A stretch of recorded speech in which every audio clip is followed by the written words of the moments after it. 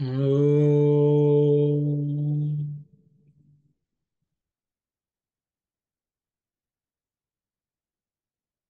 Om.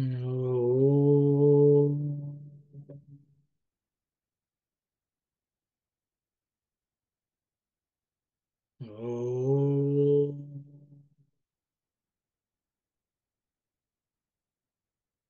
Sairam, everyone. Just to recollect where we were in the Geetha Vahini, we are in chapter 24, and Swami makes a statement that we should practice that we are the witness.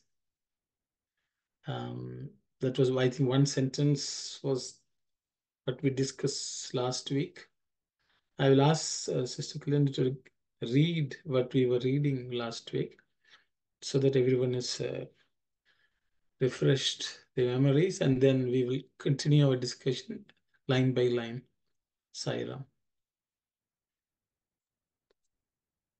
One's own self is the witness for everything.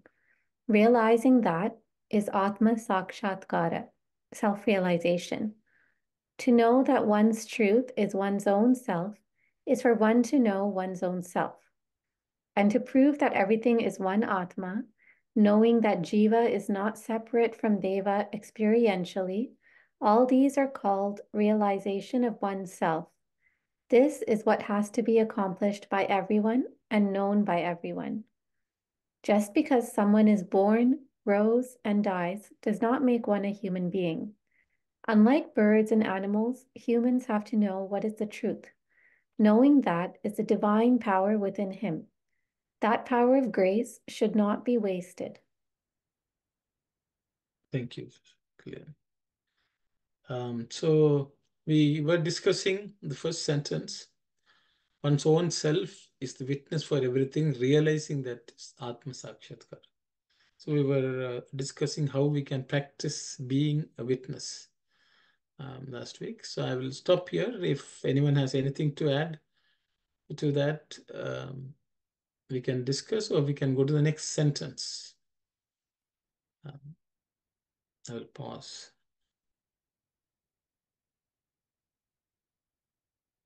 Okay, then fine. We will go to the next sentence. To know that one's truth is one's own self is for one to know one's own self. I don't know whether that's the sentence continues. And to prove that everything is one Atma, knowing that Jiva is not separate from Deva experientially, all these are called realization of oneself. So Swami is basically listing out things which would prove that we have realized ourselves. And there, in that context, Swami is saying to know that one's truth is oneself, one's own self, is for one to know one's own self.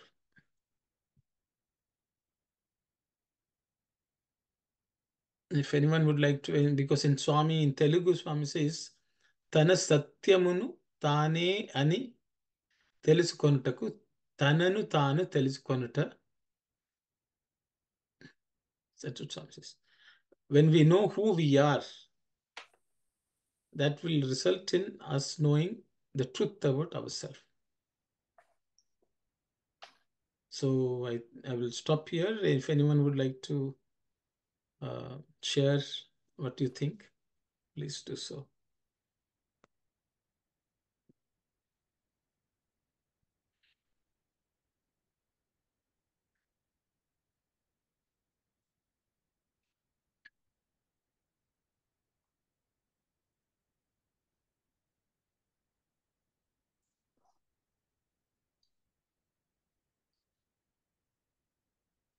Sairam. Sairam Aunty, please go ahead. This human birth is given to us only to realize that self.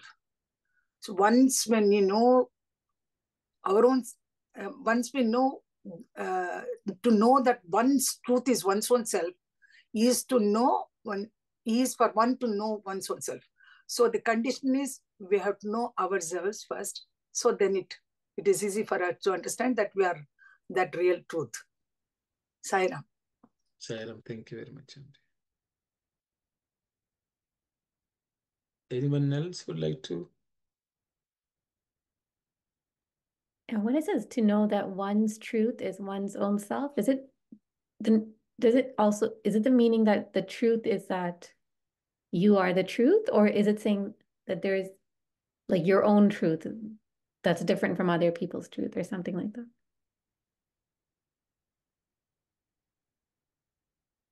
So I think your own divine self is that truth. Okay. Correct? Your own self is the truth. And to know that, if you know that, you are supposed to have achieved for what human beings are born. Oh, okay. So the truth is like knowing your own, that you are knowing your own Atma. Okay. Sai Ram.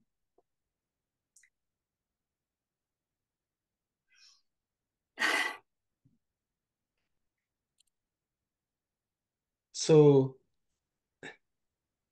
The way I understand is, see, what is one's truth? I think we should look at what is truth. Also, discuss. Swami has used the word truth. Yeah. Satyam. Satyam.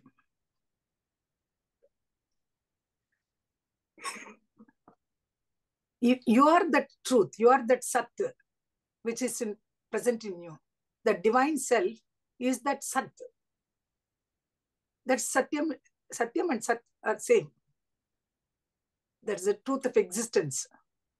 Sat, Chit, Ananda, among that, truth is the first one. And I think it is referring to our own self. Am I correct? Yes, Auntie. Yes. If you want to put it in a different way. So I think then we can ask the question, to know one's truth is one's own self. What is one's truth? Why is Swami saying what is someone's truth? Is it the part of you that doesn't change? That doesn't change. That always exists. So Swami wants us to find that part of us, that aspect of us. Yes, sister? That is to realize that we are Atma. Yeah, so exactly, that's what Swami is trying to say. The Atma which does not change. It was, it is, and it will be. It doesn't die, it's not born, it doesn't change, it doesn't grow, it doesn't become old. So to realize that, understand that, and knowing that experientially, I think, is what Swami is referring to. So once you realize that you are Atma, so that Atma witness everything, right? That's the witness part, right? And knowing the Jivi is not separate from Deva experientially. What is that? Experientially. All these are realized oneself. So that means then you will realize the God and yourself is one and the same kind of. The GV is not separate from Deva. Yeah. So you feel like whatever, because you realize your Atma, and then you becoming as a witness for everything. Then you will realize the GV is not separate from the God kind, right? That the way.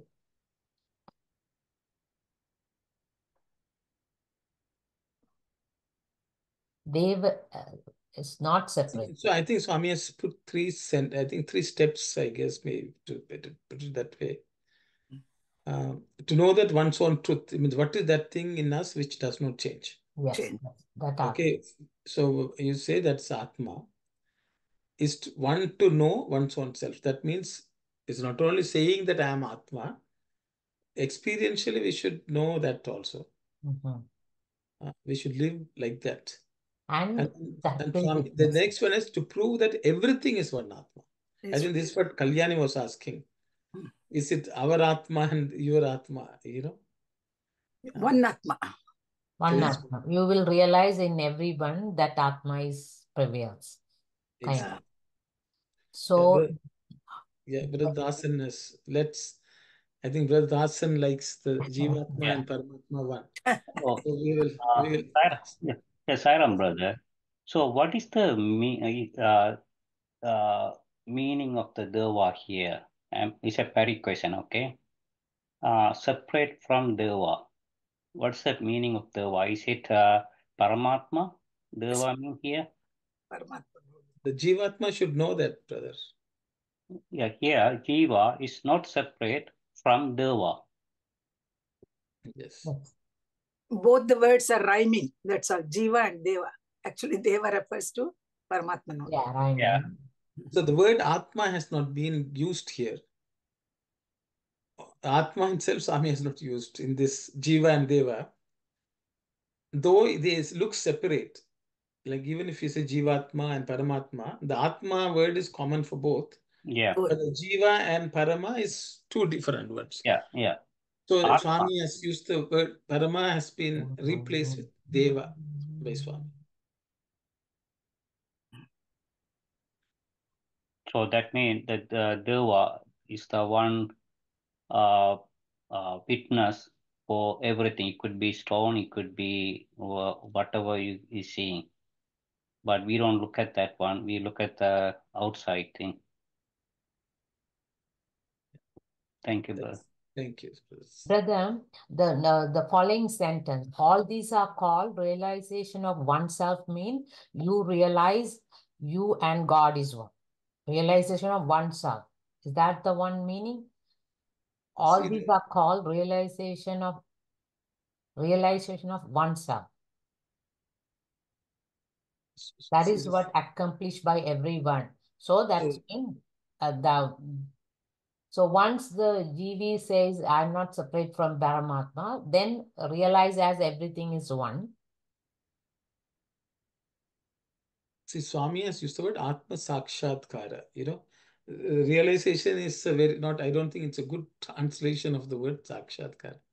That means we will experience directly the Atma.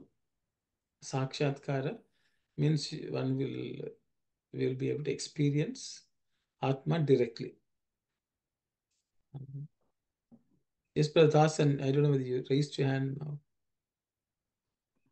The previous one. Okay, brother.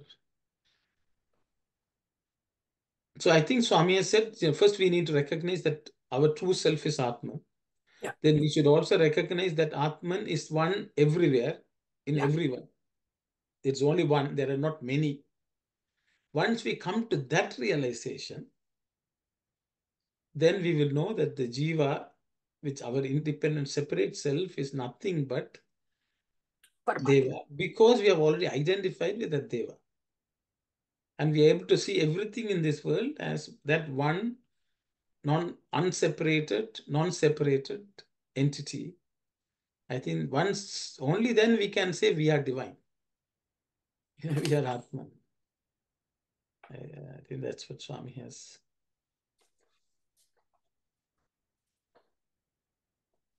So Sairam brothers, it's like when we have gold ornaments or different shape and different design, but the gold is the gold is one. So even if we take the sweets, different sweets, the sugar is the base.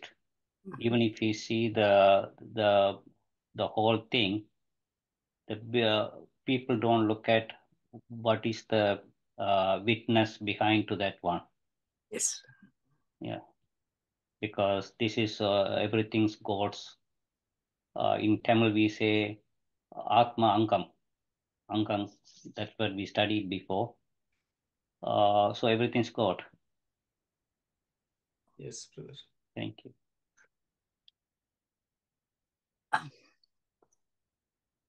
Arunidhar Swami here particularly used the word Deva to rhyme with Jiva. I feel so. Yes, sir. And Yes. because Deva is not the new word which is introduced here. He is referring to Paramatman only, but because Jiva is there, Deva. They are God. rhyming. God.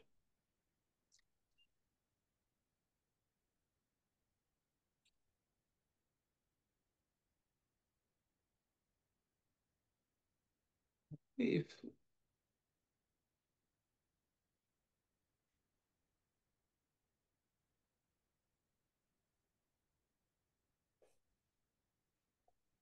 the translation, English translation, the individual and the universal are not distinct.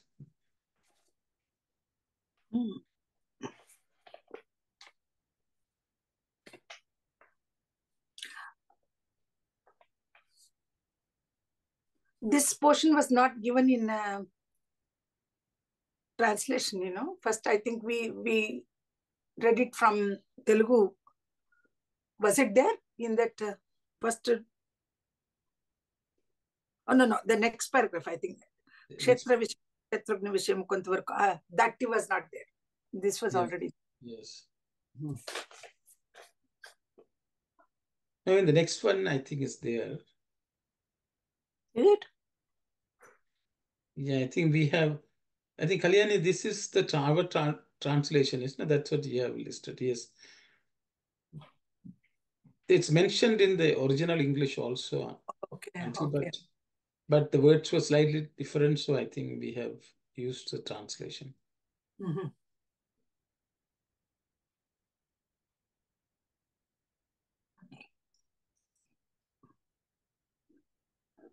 Okay, if everyone is okay, we can continue. Swami's again explaining it in different words.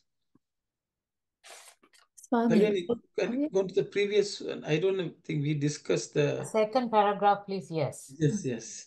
Yeah. So go ahead, please, brother. No, I think this was Brother Vasan had also explained, I guess, that what is the difference between human and animal? There are certain things which are common, 4 things. And for us to be human, real human, we have to realize the divine power within us. I think that Swami stresses this is what has to be accomplished by everyone and known by everyone. And then second paragraph is elaborating on that we should not live like animals, but as human beings. We cannot call ourselves human beings unless we work towards understanding this. And that divine power should not be wasted. Yes. But if you don't realize you are Atma, then it's wasted. Useless to be born. Then you are wasted.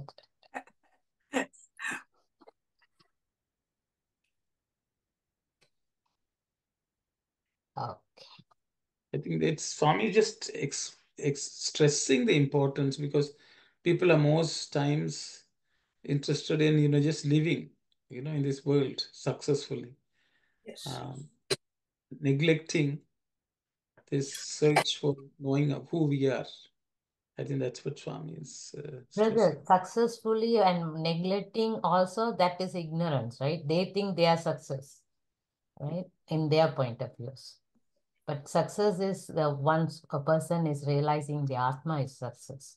Yes, in correct. the human lives. That's what Swami is trying to say, right? So in worldly sense only, they say success is the wealth and all kind of other wealth, right? Material things. Yes. Okay, I think okay, Kalyani, we can move on. So Swami saying that Shakti is called Anugraha Shakti. So Anugraha, I think you translated it as Power of grace. power of That's grace. what I used. So saying that Swami has given us that power, is that why Anugraha? Yes. Anugraha Shakti Nivritta Cheyaradu. I think it's maybe those who have received that anugraha should not waste it. Others may have not received. Brother, that's the meaning of it, because everyone has their divine powers, right? You are spark of divine, right? Still, Don't those who you are think so? reading this have gotten some extra grace. That is the grace. I thought everyone is born as a divine Atma. That is itself, the human itself is a grace. Okay. So that is the only thing they have to realize it, not to waste. That's Divya how I'm Shakti, reading. I'm just saying. Thank you, Sari. Divya Shakti is present in everyone, but only Yes. Anugrah Shakti should come from Bhagawan. There are two things Swami is saying. One is divine power, Divya Shakti. In Telugu, Swami says Divya Shakti, Andriki. Everyone has got Divya Shakti, but Anugrah Shakti only few get it. But it says that power of grace, which is referred to then. Yeah, you can say the same thing. Anugrah Shakti, Vrutha Cheyaradu. That power of grace should not be wasted. That is the divine. Right? Hmm. I'm reading like that. See, I think that slight difference, sister, even though Divya Shakti is present in a dormant way. Hmm. See, in the stone also it is present. Yeah. In the animals also it is present. In the trees also it's present. But when one is born as a human being, there's a chance of receiving the anugraha to realize that. Okay. But again, even if you look at all human beings, not everyone may be exposed to even this piece of knowledge. Okay. If this piece of knowledge is not known to people, that this is what they have to work towards, then of course the Anugrah Shakti has not reached them. Oh, okay. Okay. See, if people are closing their windows and doors and staying in a house, the sun's rays, even though they're present, they have not reached. So Anugraha is slightly different. I think Swami has, I think this divine power also extends Anugraha. Yeah. And that when the Anugraha falls, we should not waste it. That is the way I understand. Yeah. But So the we see. previous sentence, brother, humans have to know what is the truth. That's a thing, Atma. So that is the power is given to us to realize that. So with the Anugraha only we can realize it. That's okay. See, the thing is, this is the Anugraha is only for the person who has known that this is what I should do. That person should not waste. Yeah. You know, I think so. I think it's directly pointed to all those who are reading is the way I understand. Who are studying this, we should not waste it. Because we may look at others and, you know, they may say they have not read it. So they have not wasted anything. We have read, so we should not waste, I think, the way I understand. Thank you. Okay. I think Sister Shivani raised her hand and then. Yeah, it's just you gave the example. I was thinking how to distinguish on my understanding about Anugrah and Divya Shaktis.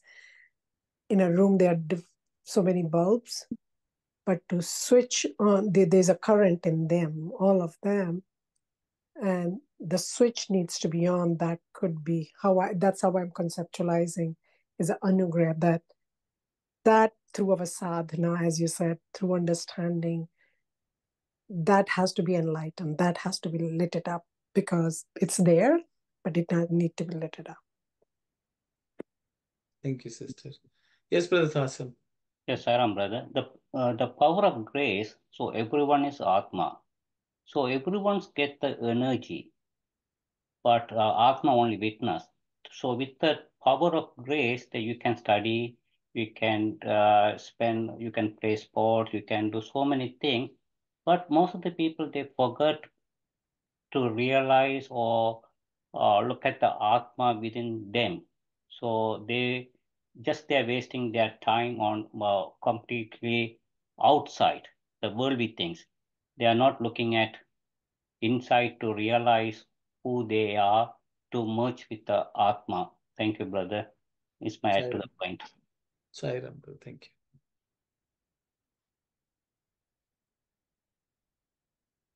you. Okay, I think we can move on. I think, Kalyani, if it's okay.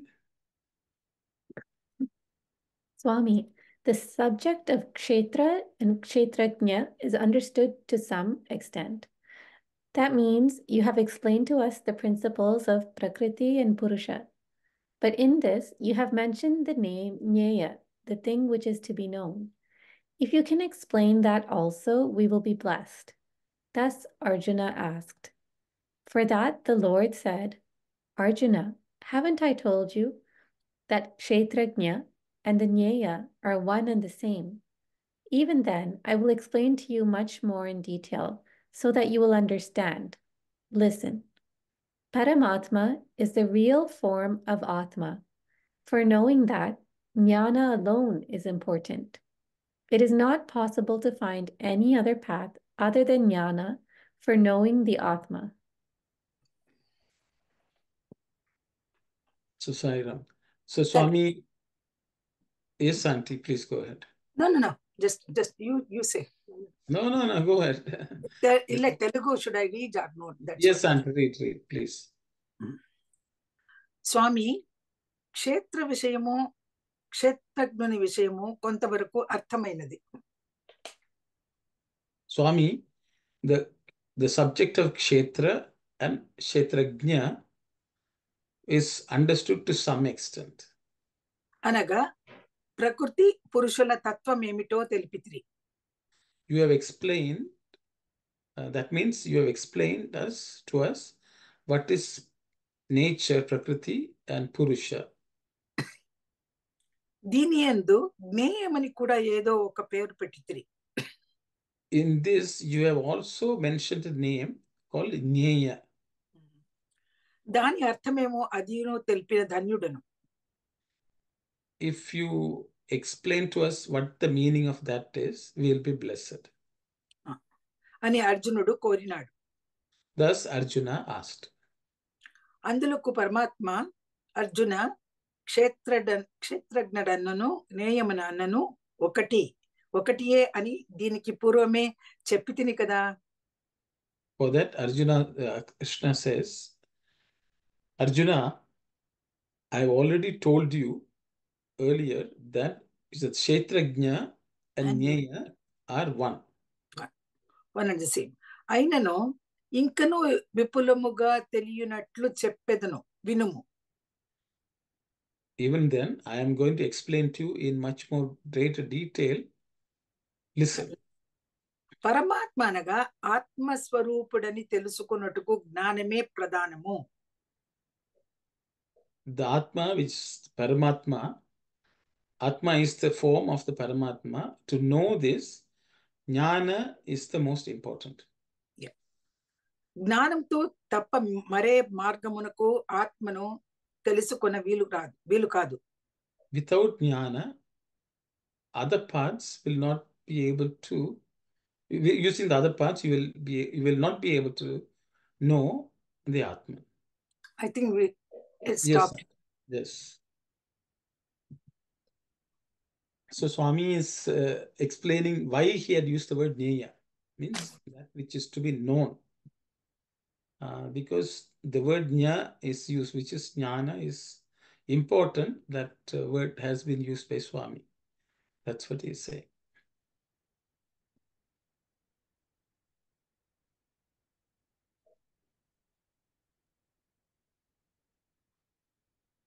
So, he's in any other, I think there's always this thought of, karma marga, bhakti marga and all, we discuss.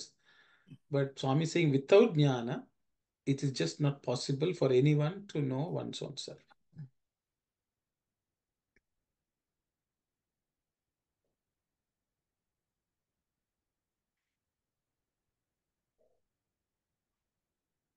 But at the same time, Swami has also mentioned in previous chapters, karma marga and bhakti marga are also equally important to reach that final goal.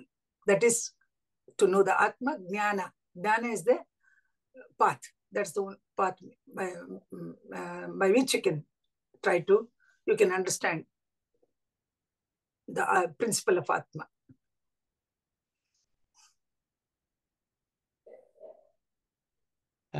Reminded of the right leg, left leg analogy also.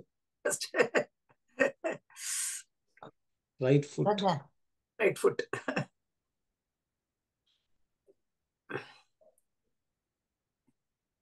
Yeah, Aruna, please go ahead.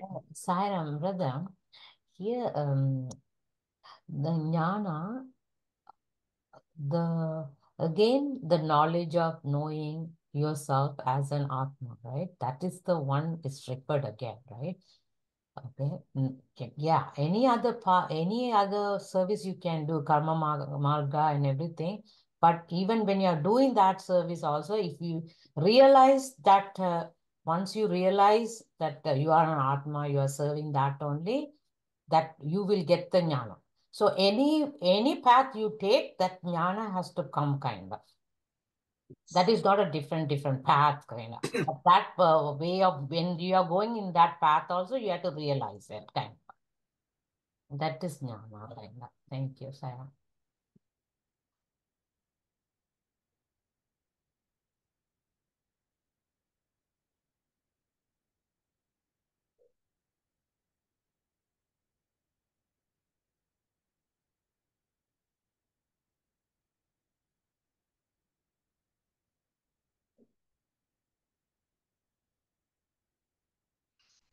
Brother, one more thing. Jnana is not a path, right? It's a different bhakti marga there. You take any marga, but you will reach the God but any path you take, you have to come to a point to realize that path. Aruna, Yeah. Swami, it is mentioned all the three margas are there. And then one more is Rajamarga also is there. Bhakti Marga, Karma Marga, Jnana Marga, and Raja Marga. These are the four paths. But all paths are leading to the same thing, to know that self. So it is Jnana Marga is one of the paths which Krishna has mentioned. So what is jnana? Jnana is to realize yourself, right? So you are doing other margas to realize that one, But after all these things only, I am also I'm thinking about these kind of things, right? Not at the time I'm saying as a three-part way, right? But any part you take, I think jnana has to be realized. Based on this sentence, Swami says is important. Because knowing that jnana is important, it's impossible. Is that the word, Swami? It's not possible to find other path, any other path. So other path, when you do it even, you have to realize that. That's what I am really getting it, Thank you. I know. Yes, Brother Tatsan wants to say something. Let's listen to him. Yes, Sairam, brother. So it is not possible to find any other path other than the jnana. So all four paths, you need some common knowledge too here. I think that's what Swami meaning.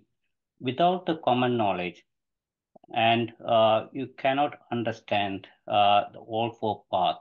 At the same time, if you are studying the spiritual path, you have to know other side too. Then you can easy to understand what the path you're going to select. Yeah, Sairam, brother. Sairam, brother. Maybe we should read the next paragraph. I think Swami is explaining. Was it? Karma, service, and upasana worship are the places of origin. Because Atma is permanent, for that there is no origin. For the perpetual Kutastha Atma, there is no change. So with that jnana, he can be known. Because of that, the name Jnana has come. With such jnana, know that I am Atman. Due to ignorance, you think I am the body. The difference between jnana and ajnana is this. Therefore, another name also exists, Dhyeya Vastu, object of contemplation. This can be attained by dhyana, hence it is given the name Dhyeya. This affirms that liberation is not the fruit of action, but the fruit of jnana. Jnanad eva tu kaivalyam. Liberation is only from jnana. If you attain Atma Tattva Jnana, knowledge of the principle of Atma, and good vision, the liberation is in you itself. Nature is beginningless. It is not without an end.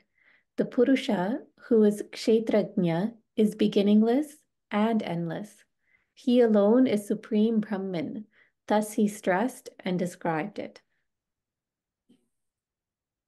Thank you. So I think the discussion is, there are parallel paths leading us all to the goal. I think that's the general understanding. Karma. These are all parallel roads. We can all take this and we reach. Okay. Reach the same goal. So when Swami makes a statement, all the margas lead one to God, we think they are all parallel roads. And we take any road, we will reach the end. I think that's generally the understanding. But I think if you go back to Sandeha Nivarani, Swami has already discussed this. He's talking about the flower, the unripe fruit, the ripe fruit, and then that fruit gets detached. And he says all paths of prayer, sadhana, is like this. The fruit will take one to the state of unripe fruit. The flower will take one to the stage of unripe fruit. The unripe fruit will take us to the stage of ripe fruit. And then Swami says that is jnana, and that jnana gives us vairagya, detachment. And detachment from the world, the body, and then only one can merge. So the thing is, we should understand some of these paths can be taken as sequential. You start somewhere with karma, seva, and then that has to slowly become devotion. Then when you do seva, that itself becomes worship. Work itself becomes worship. But then the worship also has to ripen with jnana into a fruit. So that means then you do devotion, I'm a devotee, God is separate, you have all these relationship, love and all that. Swami says, that will not get you to that final stage. So there you have to develop jnana, knowing that it is not just a statue or, the one form which is God. The God is beyond that. Okay, so that devotion has to mature into a ripe fruit with jnana. And then vairagya will happen. This is what Swami told in Sandhya Nivarani. Again, he's telling the same thing. So it is, you see, many times we get confused when Swami says all paths will lead you to God. Means, yes, the path is leading you. But there are different stages where that path itself will transform or become more richer and riper with ingredients of bhakti poured into that. Then jnana is also poured into it. Then it becomes the final destination you reach. Yeah. But just because you engage in activity, you naturally, suddenly you will not. It's like all students in a school are learning in the path of education. You may be in grade 1, grade 2, grade 3. You can't say, oh, the grade 2 child is not going towards learning of some advanced topic. No. One day they will learn. This is all. Grade 2 also it takes you. Grade 3 also reaches. All classes will get you to a job or something like that, if you say, or to a degree. It is all different stages. Okay. So that's why I think sometimes even with when Swami says all religions take you to the goal, I think many people have this problem. When Swami talks about Sanatana Dharma, is everyone should learn Sanatana Dharma.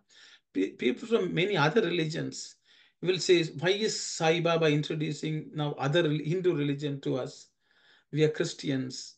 We will also reach God. This is something which many people struggle with because they think, why is he introducing us to Sanatana Dharma? Because there are some Sanatana Dharma principles which are not present in other religions the way they are practiced today. Though the original teachers may have tried to teach them, but they have forgot to know, they have not known. Like when Jesus says, I and my Father are one, that's an Advaita stage, which those principles may not be present and practiced. Okay.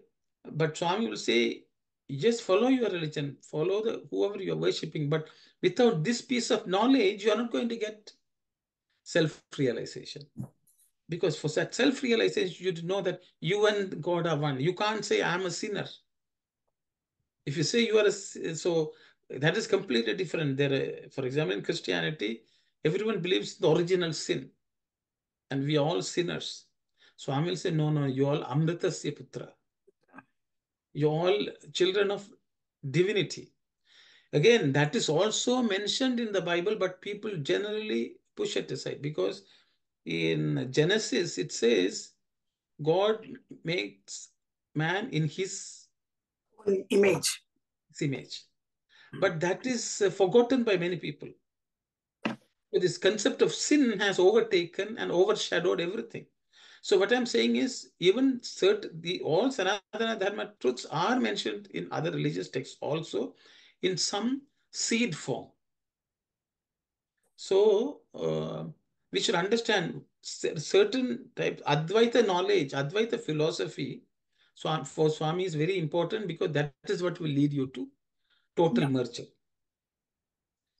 So it is not that this religion is inferior or that religion is superior. All of them are taking, but we need to learn things as we go along. But if we say, I belong to only this set of beliefs, I will not read anything else, that itself is very narrow.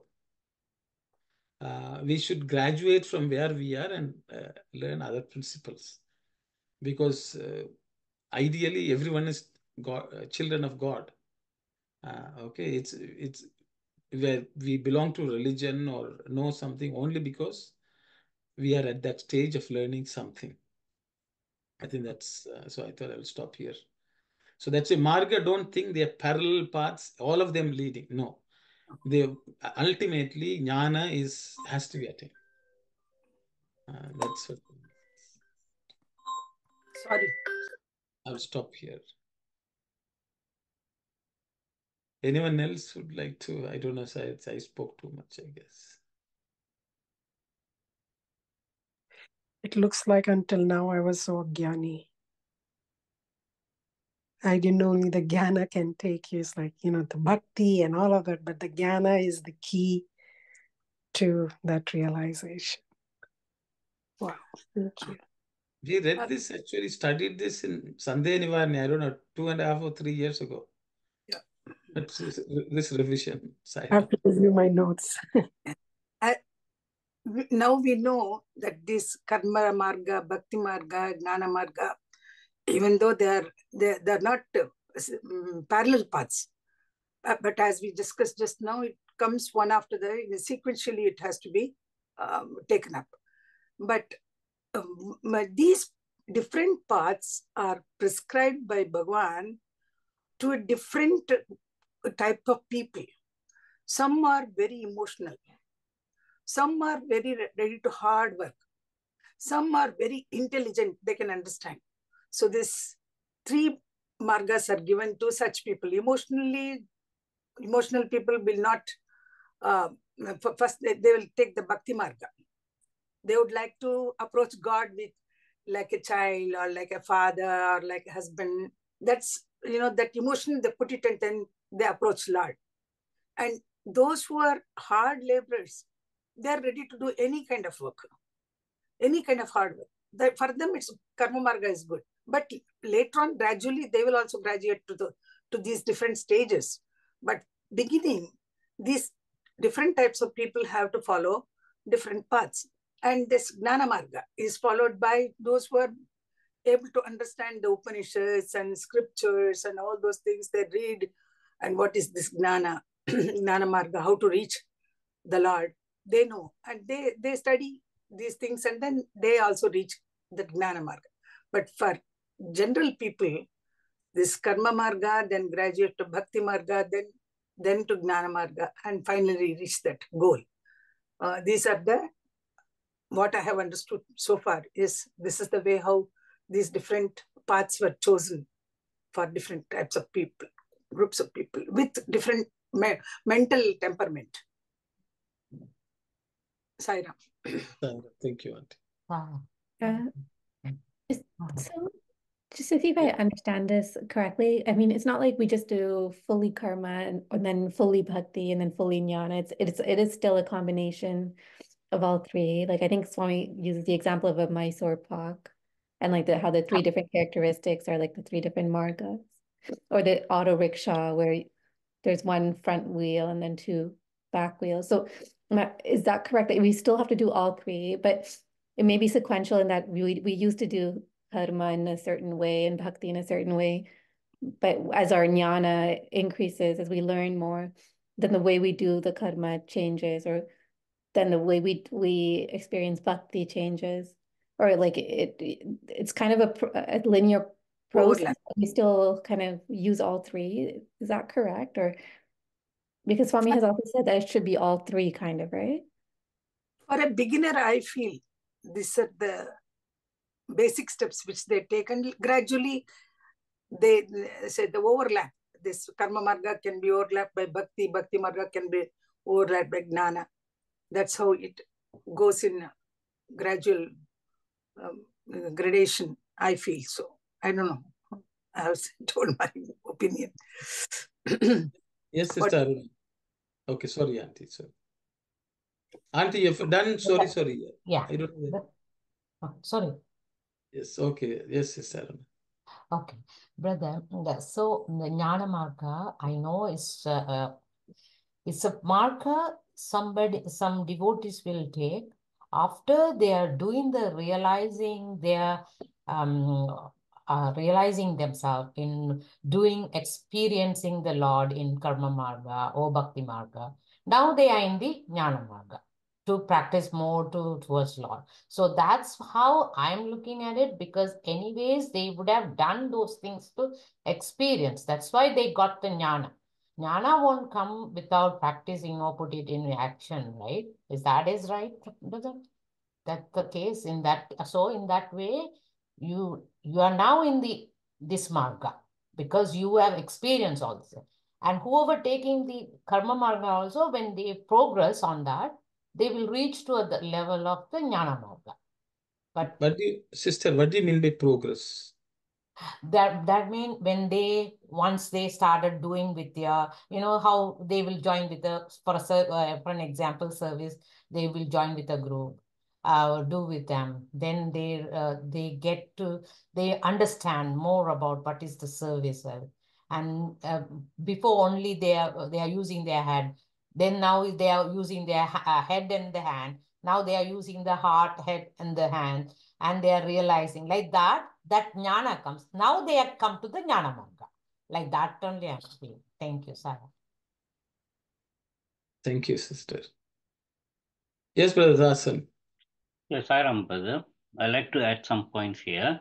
If you want to reach your self-realization, there's an important three markers, and one additional fourth marker is yoga marker. If we take the first one, bhakti marker, bhakti means Bhagawan with love. So that comes in that meditation and everything comes. That is a royal path. And the Jnana Marka, we study Vedas. Even though when we are studying Bhagavad Gita, when you listen to that, whatever in the study circle, definitely, for an example, this Bhagavad Gita we are studying, Bhagavan wrote this one. Definitely, whether he's here, he is present here. Because if you write a book, it's some group of people are discussing mean, and you also will like to, whoever the author will go and participate in that one. So even the study circle is started with the Bhagavan. The Bhagavan always asks what this person talked, this, what they discuss, and even though he knows, so you get the blessing from him. At the same time, you will understand in the jnana. Then you like to improve on the jnana, and you wanted to learn more and more on that, and you will think about the Lord all the time. And karma marka, whether you study or not or anything, if you don't have the fruit of the action, then you also will eventually you will merge with the Lord. That's what my understanding. Thank you. Thank you very much, brother. Thank you. Anyone else would like to comment? I think Katyani was asking whether, are they all rolled into one, or I think Sister Aruna has addressed that to some extent. See, I maybe I will, if no one has put their hands. See, everyone in this world starts with karma. Because if you, even people who are not devout, no, they are not interested, or they don't believe in any God, or they don't think about this philosophy of, who is God, who is I, all that, who am I?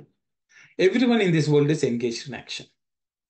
Because they are engaged in action because they want some fruits. They're looking for something from the world. So karma is prevalent all over the world, irrespective of anyone, whether they believe in God or not. Karma becomes the lowest common denominator in this world.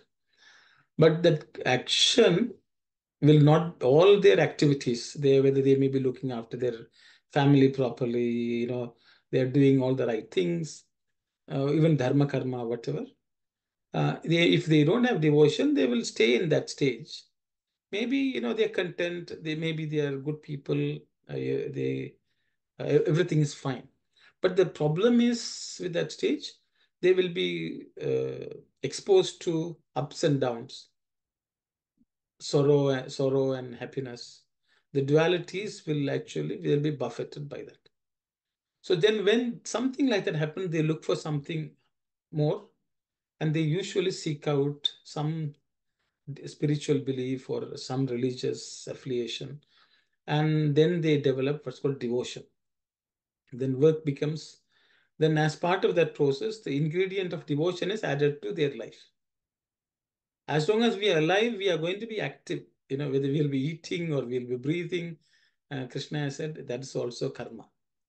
So, but we have included the ingredient of devotion, which makes everything now worship also. We may have separate worship and then separate worldly activity. And Swami will say, all your work should become worship. Then that also will only take you somewhere else. And the ingredient of jnana is also essential for us to get further move to a place where we can realize ourselves and realize the Lord or merge with the Lord. I think that's the way I understand. But once the other ingredient is added, that is used as the path. Once jnana supersedes everything else, even though karma and upasana are also ingrained or embedded in that. The jnani is ultimately a devotee, Swami also. And the highest level of bhakta is jnani. Arti, arthati, jignasu, jnani. So, but all of them are engaged in some activity. But their activity is just suffused with jnana to such an extent that whatever they do brings out only jnana. Even if they eat, that will be an expression of jnana. Even if they worship, that's also an expression of jnana. So at that point in time, all their activities are jnana only. Just like a devotee, whatever they do can be worship. They are not engaging in karma, because once you renounce the fruits of action, all your action is actually worship. Because Swami, we have already looked at, Shreyo hi jnanam abhyasa, jnana dhyanam visishyate, dhyanat sarva karma palatya. Actually, the same thing Swami is explaining here also. So, different stages, one ingredient just subsumes everything.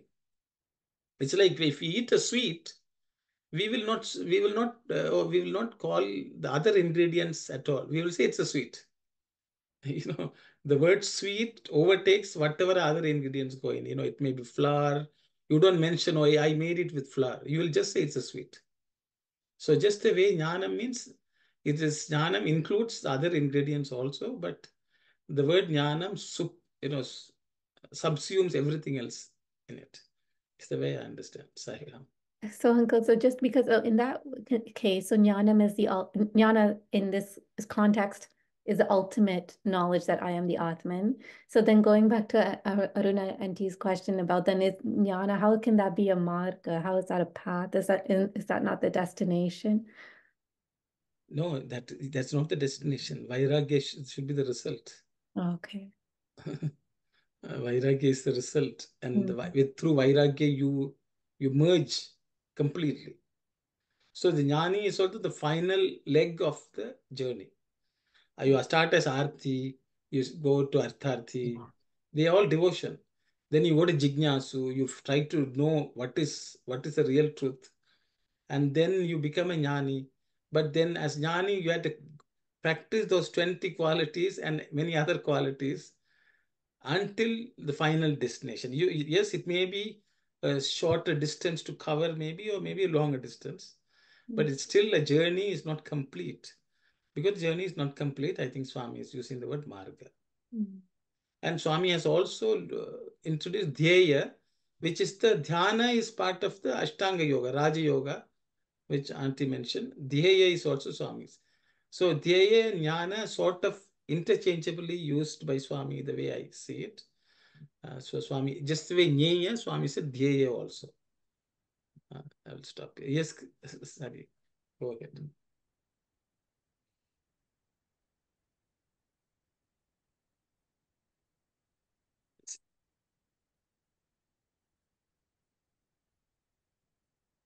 Who is speaking?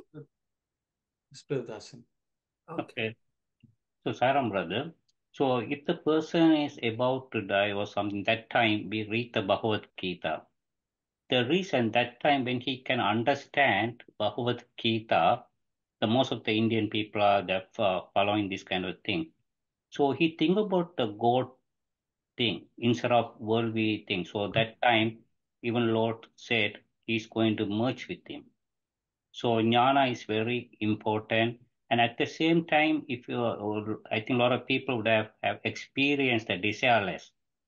That when the desireless improved after the Bhagavad Gita, reading and reading, definitely is going to come. The dispassionate from the worldly thing. Definitely the Lord will give the vairagya in order to achieve the goal. Thank you, Saira.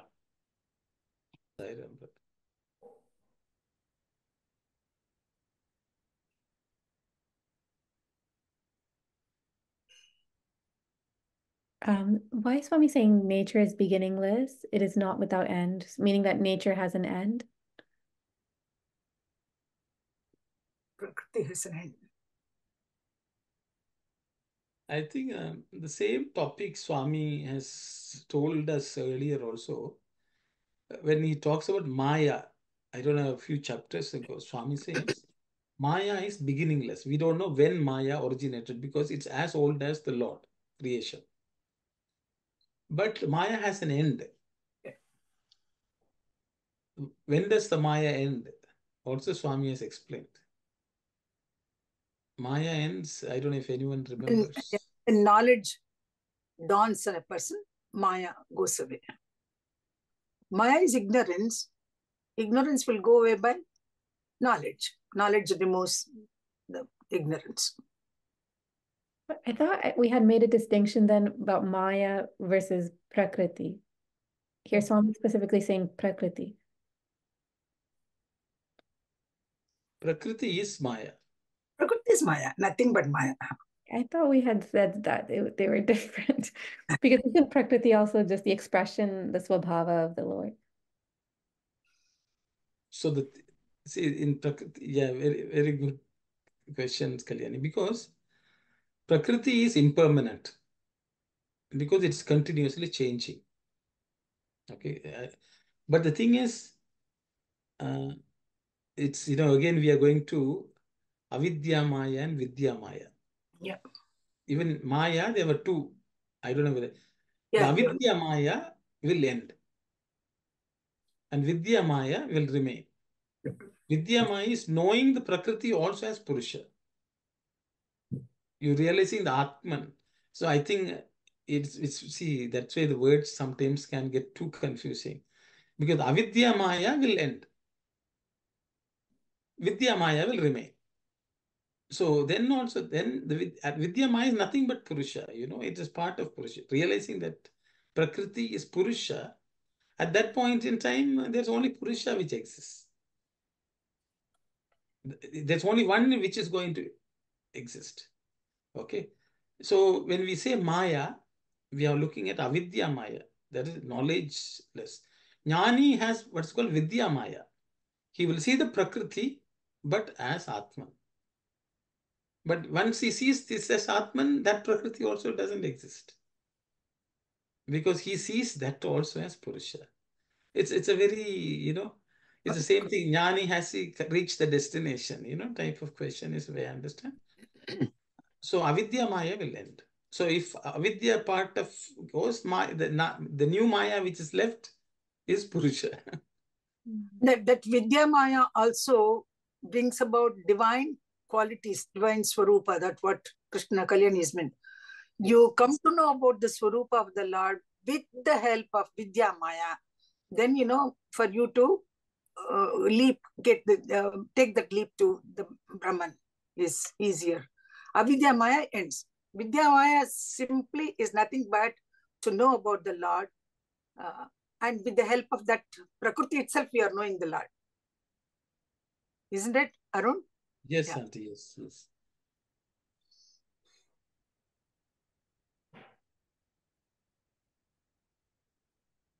Because when the two has to become one, means one has to disappear. Right. One has to disappear. Which disappears into what is the question. Okay. But Avidya Maya will complete it totally. It is erased. Avidya Maya go. It has nothing, no entrance into this knowledge.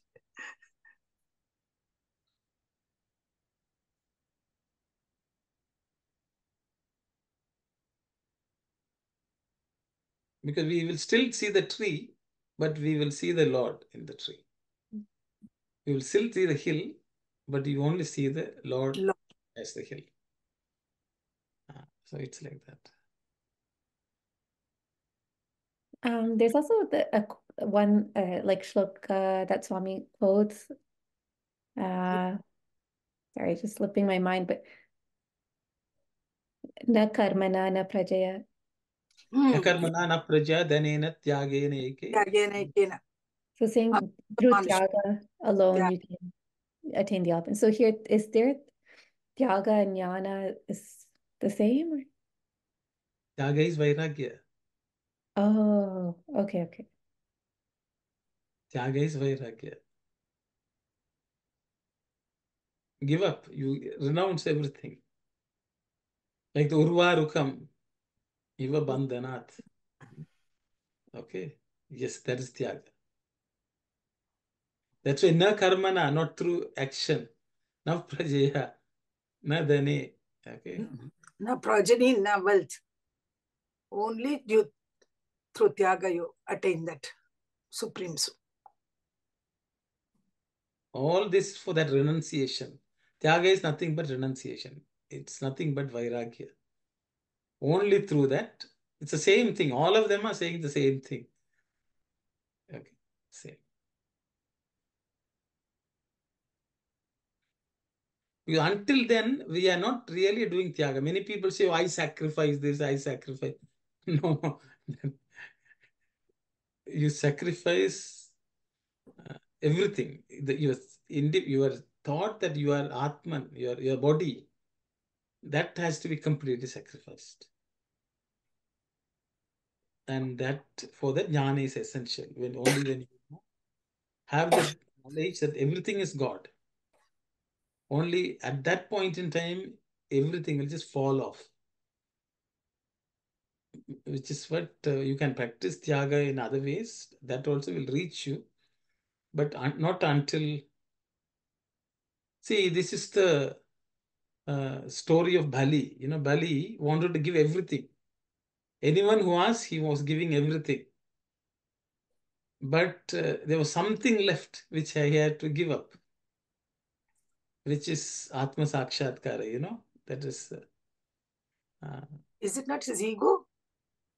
Yes, ultimately that ego that he is the body. He was able to renounce everything. And that Vamana came and took. And then he emerged with the Lord. Mm-hmm. He had to remain a little bit longer before merging, but he almost...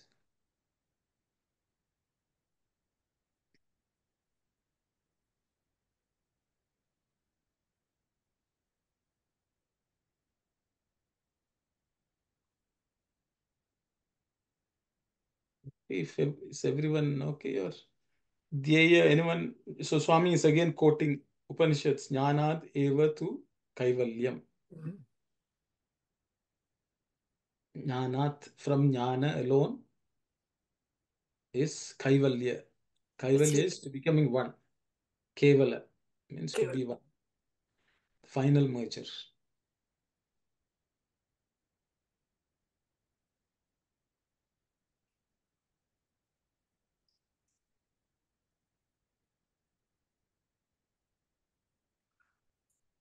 Saira, when we offer this Purna Kumbham to the saints and the elderly people, very venerable people, we say this sloka. Na karmana, na prajaya, dhane, na tyagene, kena mritva manushu.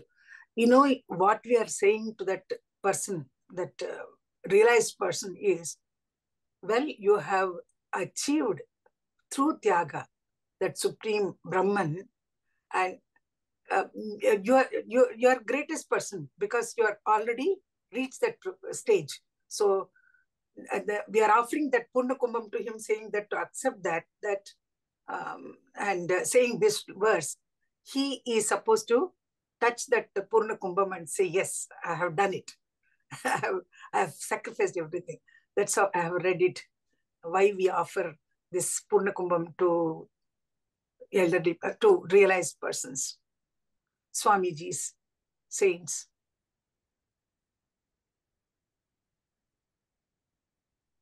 Yes, Sister Aruna. Sairam, brother, is it okay for you to explain that sentence for this affirms that liberation is not the fruit of action, fruit of jnana. What is that? Liberation is only from jnana. What is liberation only from jnana? I didn't understand. Swami is explaining. Liberation from jnana too? No, liberation is from jnana, mean It's using. only from jnana. It can come only out of jnana. Oh, that's the way it's to say. Okay. Liberation is only from... Not the fruit of action, but fruit of jnana. Yes. But ultimately liberation, sister, even from jnana, you have to liberate yourself. That's what I'm trying to understand. Well, how to? Then you have no brain. Nothing. That's why he says kaivalyam. He says even liberation is also from jnana. You know, is only from jnana he reaches that jnana tyevatu kaivalyam. See, jnana is the ladder which takes you to the goal. Once you have climbed up, that ladder is also not needed. Yeah. What is that state of mind? Nothing. Nothing.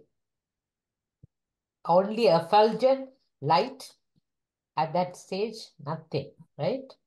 I'm There's just no... imagining myself. If you use the jnana to liberate yourself, so the jnana also gone. So I think you may see the only the light, right? The effulgent. Why light, sisters? Only darkness. You have to come out of the darkness. That's the jnana already used. So the light is remains. In the Rig Veda, there is a rishi called Dirgha Tamas. That's a long night, long darkness. What is that? What is the name, brother? Dirgha Tamas. Tamas. Okay. Dirgha means very, very long. Oh, yes. So we have come out of that. No, Yes. that's a rishi. Yes. So in that stage, there's no light, there's no darkness. See, as soon as light shows up, you will see something outside of you.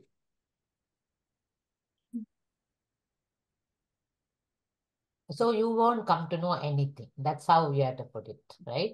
Liberation out of jnana, it's nothing. There's nothing to know. Nothing, zero. Okay, we come to, anyways, spirituality take you to the zero only, but you have to realize every step is going to be zero kind of. Okay. See, that's what Swami says, if you attain Atma Tattva Jnana and good vision, Samyak Drishti, The liberation is in you itself. Samyak drishti. I think that's the word Swami has used.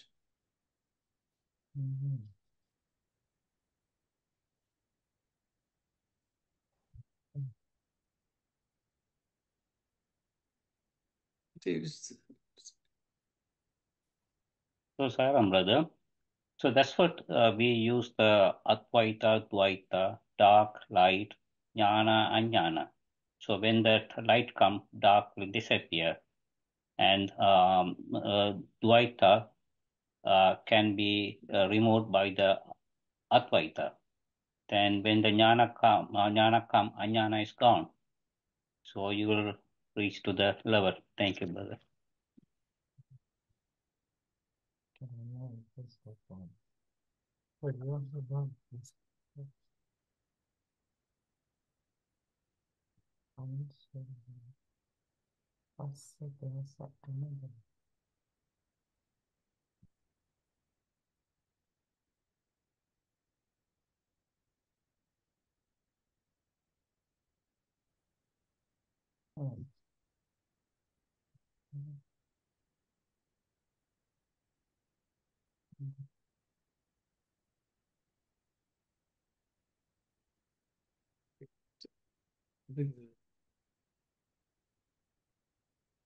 Okay, I hope the last sentence is not too confusing.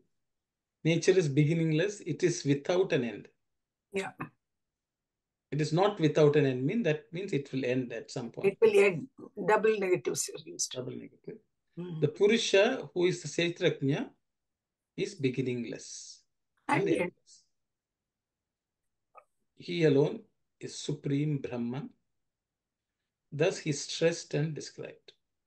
Actually, Krishna. When you reach the Advaita level, as you are saying, you have to become zero. How? Even at that stage of the Advaita, you maintain a kind of individuality there? No. No. You're merging with the Lord. Then so it's please go Purnam. Ahead. Actually, Auntie, you already used the word Purna. Yeah. Since in Telugu, the word round is also called Purnam. Purnam. It's complete. So you can call it complete or you can call it nothing. It's both same. Pujya, the word even Pujya, is also that is the highest. Pujyam. It's highest. So. Brother, one more sentence here. This affirms the liberation is not the fruit of action. We know that. But the fruit of jnana. Fruit of jnana. Liberation, fruit of jnana is what we identify ourselves as. Atma also has to go. Only through jnana you will attain the liberation. Liberation is the fruit which results from jnana. Or result. We can call it result of jnana also. Liberation is not the result of action. It's the result of jnana. Jnana, yes. Okay, good. Thank you. That is why in Tamil they will say jnana palam. Yes. Got it. Thanks. Jnana palam.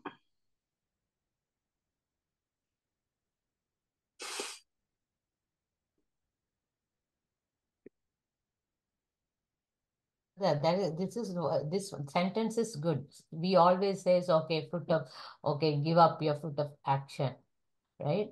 But giving up the fruit of your action, you have to develop the jnana. Then later that jnana also has to. That jnana allows you to liberate that. Okay. So that's how we are. So not fruit of action. We are giving up, surrender. Surrender is supposed to give you the jnana. Aruna, when you are giving up the fruit, it's nishkama karma. Nishkama karma. You are not looking at the fruit of your action. Yes. Then from Nishkama Karma, you develop an attitude of bhakti. Because you are giving that vairagya comes to you. I don't want the fruit for my action. And then, the detachment comes to you. Then slowly you are turning your attention to the bhakti part of it.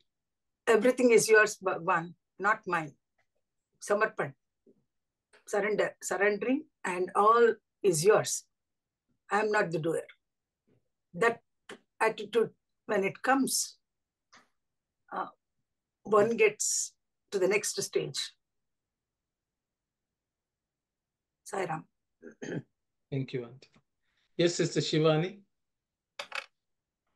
I know we are discussing about this Atma Jnana. This line, if you attain Atma Tattva Jnana, and in bracket is the right translation, the knowledge, and then good vision. So are we saying good vision is the vision of your own truth? That is good vision. Good is very subject. I don't know how to translate good. Yeah. The word which Swami has used is Samyak Jnana. Okay, that's right. Okay, Samyak Jnana. I don't know what else to call in English. Samyak Drishti. Samyak Drishti. Yeah, Samyak Drishti. So Samyak. Sorry. Good vision. What you said a while ago, right, brother? Yes, because Swami, when he discusses the Sudarshana, Swami says Sudarshana is, many people think it's some, disc, chakra, which Krishna, Narayana throws at people. Swami says Sudarshana means you look to God, God looks to you. That becomes a circle. That becomes complete. Okay. So you look at only God, God looks at you. And that becomes a circle. So there means you only look at Atman, nothing else. That is Samyak Darshan or Sudarshan. Okay. So nothing else in this world distracts you. So which also you can say you're only looking within. You're not looking without, outside. If you look outside, it is not Samyak Drishti. Looking inside is Samyak Drishti. The mind is only focused inwards, within. Is what you said Samyuka or Samyak. Samyak. Yeah. Thanks. Okay, sir. Yes, Sister Aruna. Brother Sai Ram, so if you attain the Atma Tattva, so, and good vision, what is that good vision is referred here, please? Looking within, looking at only God. Atmic, looking at only Atma. So Atma Tattva Jnana, we are understanding, and good vision to see Atma and Paramatma as one and the same, that kind of good vision? Yes. You only see Atma. Okay. And liberation in yourself, why it comes back to you? See, because you are Atman. Once you realize that you are Paramatman, you are not distinct, the liberation is already waiting inside you. Okay. So the good vision come then one When you, as soon as you look within and you find Atman, it's merged. Okay. You have already merged. Okay. So there's nothing to liberate you from anywhere. That's yes. Yes, Sister Kalyani. From that sentence, this can be attained only, liberation is not the fruit of action, but the fruit of jnana. So basically saying that there's nothing that we can do to get jnana or to get liberation. Like there's nothing that we can do through anything that we do, we can't get liberation. Is that what it's saying? I mean,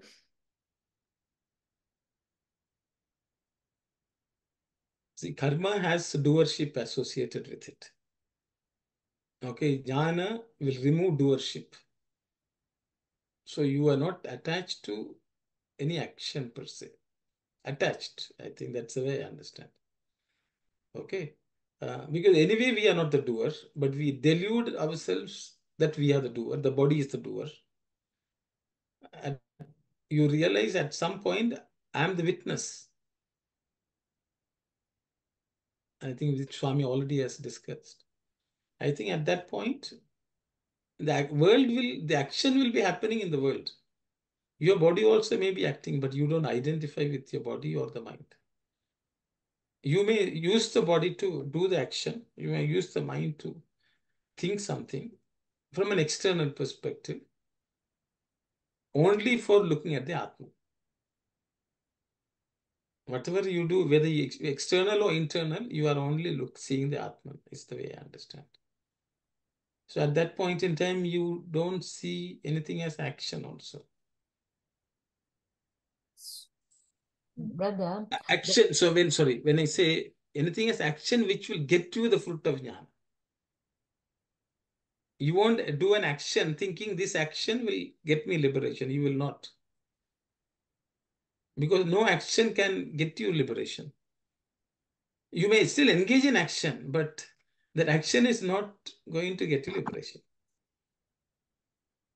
But I think that's the actions somehow help, because I think like all these things that we are doing.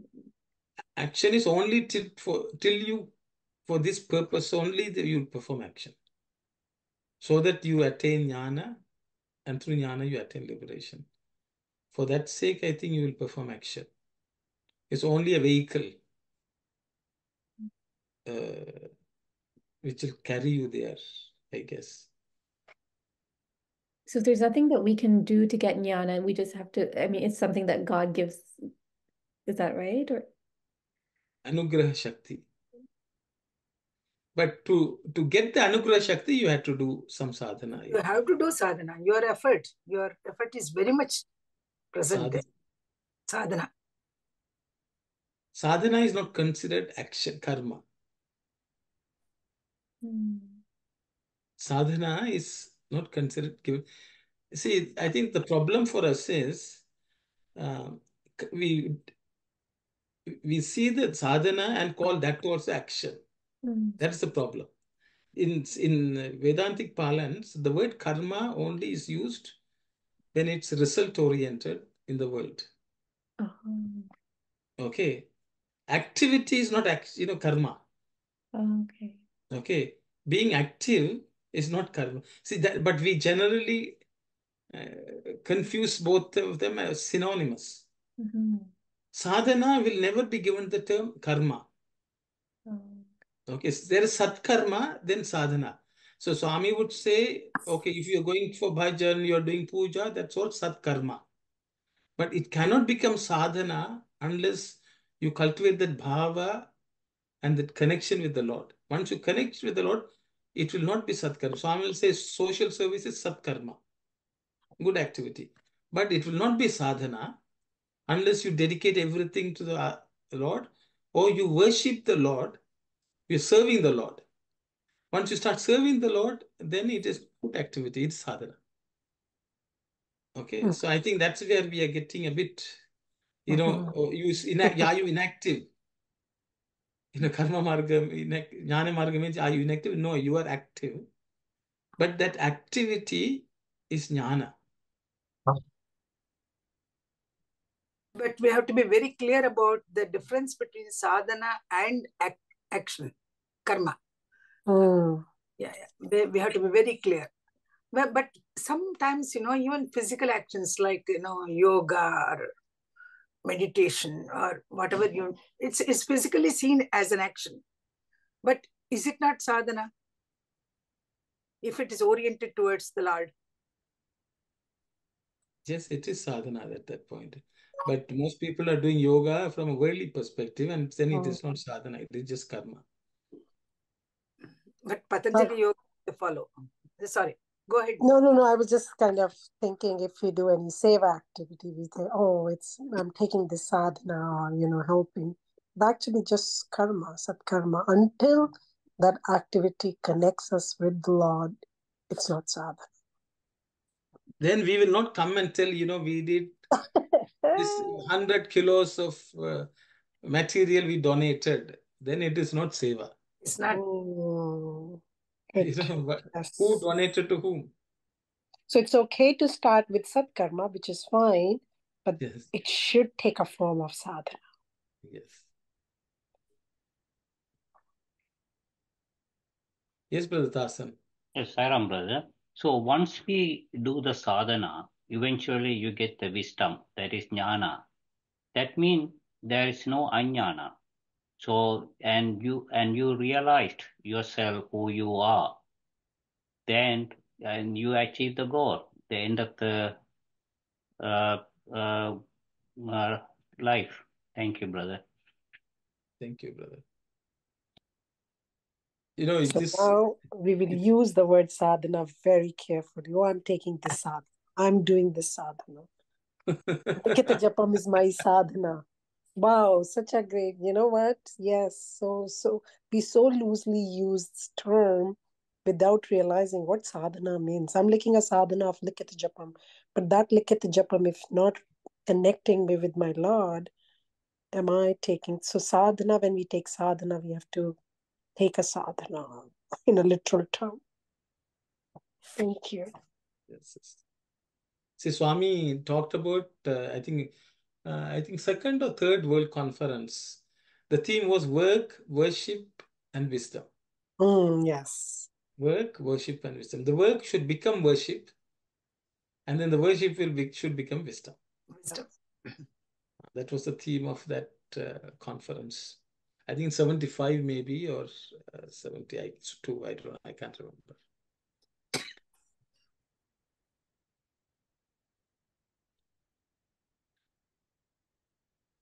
Is When we do an action thinking that I am the body, then it is ajnana. It's when we do an action thinking that I'm Atman. Yes, Auntie. Yeah. That becomes sadhana. I'm connected to the Atman. I'm doing. So we can we say like that, like a fruit of the action always connect with your body mind. The fruit of jnana has no connection to, for sure, no mind and body kind of. That's where the liberation comes, right? So jnana will take away everything. Fruit of the action, as the body conscious is there, this duality is there little, because we are thinking of action. Action is a karma, right? So it's body mind related there. That's how I see it. And brother, that one is very nice. Satkarma and sadhana. Very nice. And that's a very good explanation. Thank you so much. We can do Thank you, Shivani. As Swami has told. I also think about that all the time. Yeah, Every we say, oh, I'm taking the sadhana. There's a I'm taking the clarification sadhana. gone. Yeah. Do I really connecting with my Lord? No. Yeah. Just pleasing my action and pleasing my body, not pleasing God. No, because Swami will say, whoever you serve, you see them as myself and serve. Then that becomes worship. Then it's not, that's total sadhana. So just a quick question. So can we say when we do satkarma, any action, it has a reaction. You will reap the consequences of your action. But when it's sadhana, it will not have any trace of reaction or consequences. Can we say that? Because there is no body, there is no mind. It's a connection with Lord, so there is nothing, no residue left. Can we say that? You're smiling. No, Sister Anna is going to tell something. Yes, Auntie, please go ahead. Are we not using our body to do sadhana there? Are we not using it's a vehicle? Yes, it's a tool that given, right? Yeah. You are doing sadhana even while you are saying the Likita Japa. You are using hands. But when you're doing the Likita Japa, every Sairam, when we are connected to that Lord, then it becomes sadhana. But instead of just to spend time, Sairam, then it becomes only action.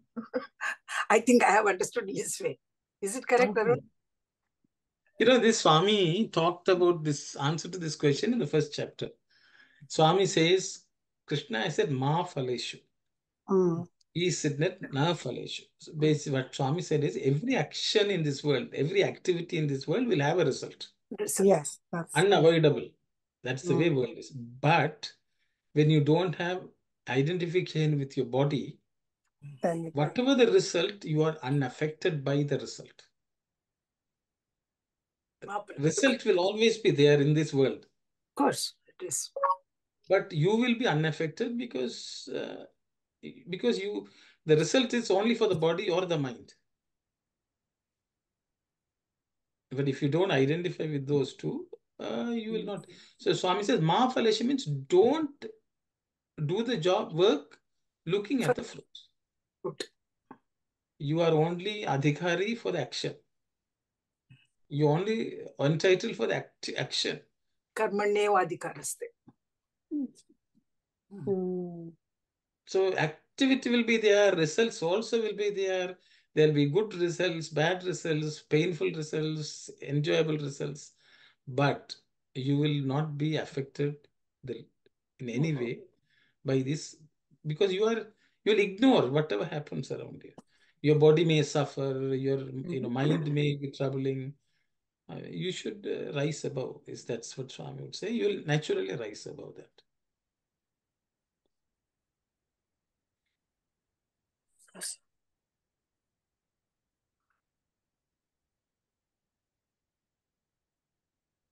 Time up. A quick time question. You know, the paragraphs we have on the slide, I don't have it in the book I have. So, yeah, so sister, maybe I will tell this and we'll close the session today. Because in chapter 24, the Telugu Vahini has a few these paragraphs which are not translated in the English. Okay, perfect. They're completely missing. So because of that, what we have done is we have taken the Telugu, the missing paragraphs, and we have put the English translation of those paragraphs. Awesome. Okay. See, this is called lost in the translation. Yes. So this is one reason we are going to the source. Yes. We are studying reading both parallelly, Telugu as well as English, and we are complementing each other with that. And this section, actually, quite a few paragraphs are missing in the English translation, and that's why Swami his Anugraha Shakti has helped a little. Thank you so much for all these efforts and thinking through. Thank you. Swami has given the resources. That's all. Okay, we will close today. It's 4:32. We'll continue from where we left off next week. Okay, Sai Ram. Om Samastaloka Sukhino Bhavantu. Samastaloka Sukhino Bhavantu. Samastaloka Sukhino Bhavantu. Om Shanti, Shanti, Shanti. Sai Ram, everyone. Sai Ram. Yes, sir. Sai Ram. Sai Ram.